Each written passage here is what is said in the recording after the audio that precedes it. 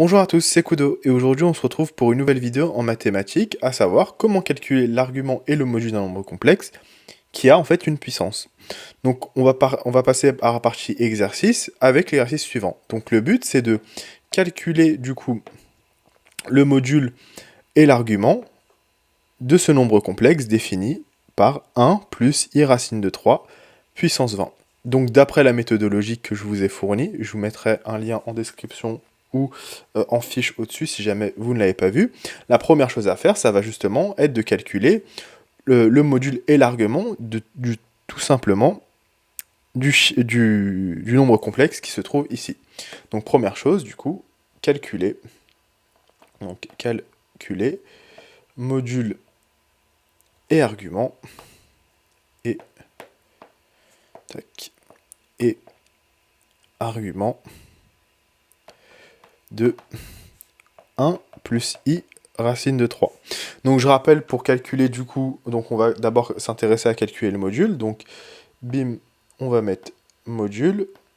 Je rappelle que le module est défini par, donc je vais le mettre ici, tac. Module de z est égal à racine carrée de a carré plus b carré.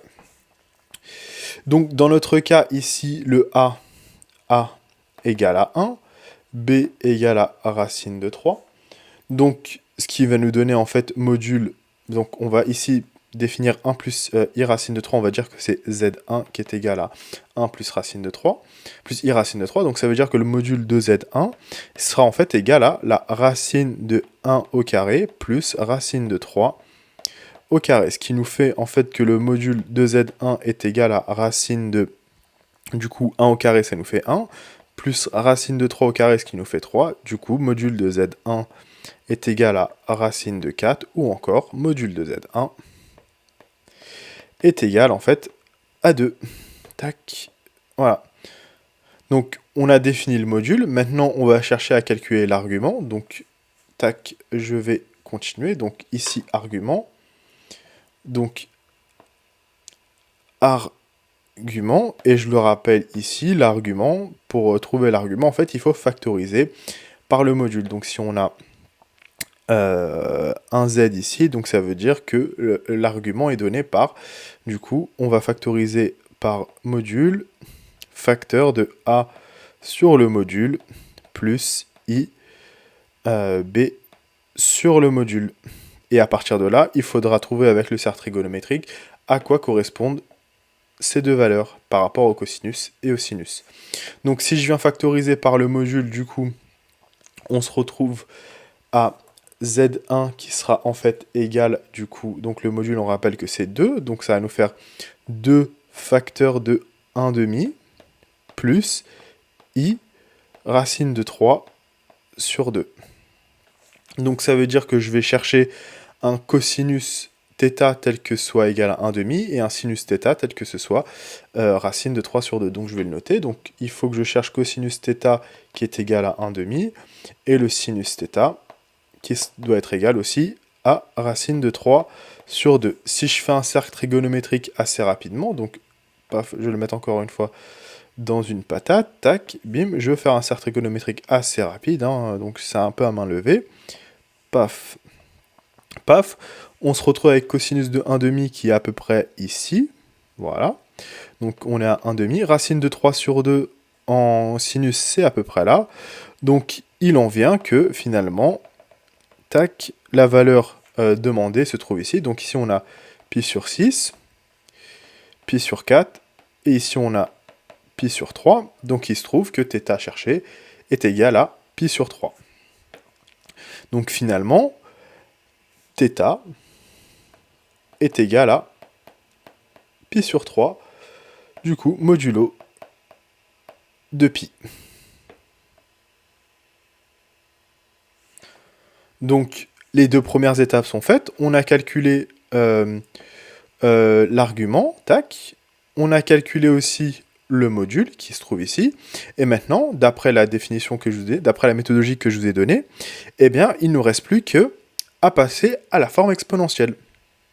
Donc, je rappelle que la forme exponentielle, je vais le rappeler juste après, la forme exponentielle est définie de la manière suivante. Donc, tac, je vais encore faire une petite patate, tac, voilà. Forme exponentielle, forme exponentielle, z est égal à module de z fois e fois exponentielle de iθ, tout simplement. Donc partant de ce principe-là, θ, on l'a, module de z, on l'a, on peut d'ores et déjà définir que z1, qui est égal, je le rappelle, à 1 plus i racine de 3, est en fait égal, en passant par la forme exponentielle, au module de z1, c'est-à-dire 2 fois exponentielle de θ, θ qui est donné par pi sur 3.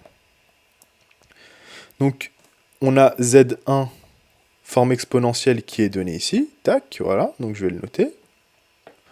Voilà, donc ça, forme exponentielle, non, ciel, voilà. Et du coup, une fois que l'on a défini ça, on se rappelle que ce n'est pas z1 qu'on cherche, mais z et z qui est défini en fait par z1 puissance 20. Donc tout simplement, je vais venir ajouter la puissance. Donc, du coup, ça va nous donner z qui est en fait, excusez-moi, z qui est égal en fait à z1 puissance 20, ou encore z1 qui est défini par la forme exponentielle, donc ça veut dire que z est égal à 2 exponentielle de pi sur 3 puissance 20. Ou encore, ça va nous dire que z est égal à 2 puissance 20 fois exponentielle de 20 pi sur 3. Donc ici, on peut d'ores et déjà identifier le module qui est égal en fait à 2 puissance 20. Donc on va le noter. Donc on obtient module en fait de z qui est égal à 2 puissance 20. Voilà. Donc ça, ce sera le module. Tac, module de z. Et on a aussi, du coup, l'argument qui est égal à 20 pi sur 3. Mais ça, on va justement le changer parce que 20 pi sur 3, ce n'est pas une valeur connue sur le cercle trigonométrique. On va remédier tout de suite à ça. On va remédier immédiatement à ça. Donc, on a l'argument, du coup, je vais noter argument de z qui est égal en fait à 20 pi sur 3.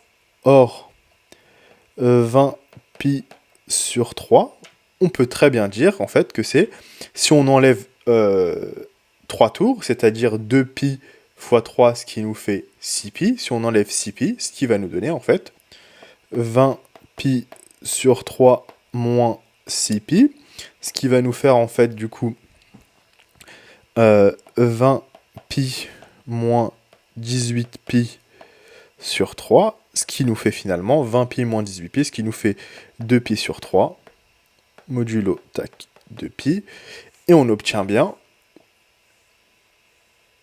une valeur remarquable du cercle trigonométrique. Donc on peut en déduire que finalement, l'argument de z est en fait égal à 2 pi sur 3, modulo 2 pi.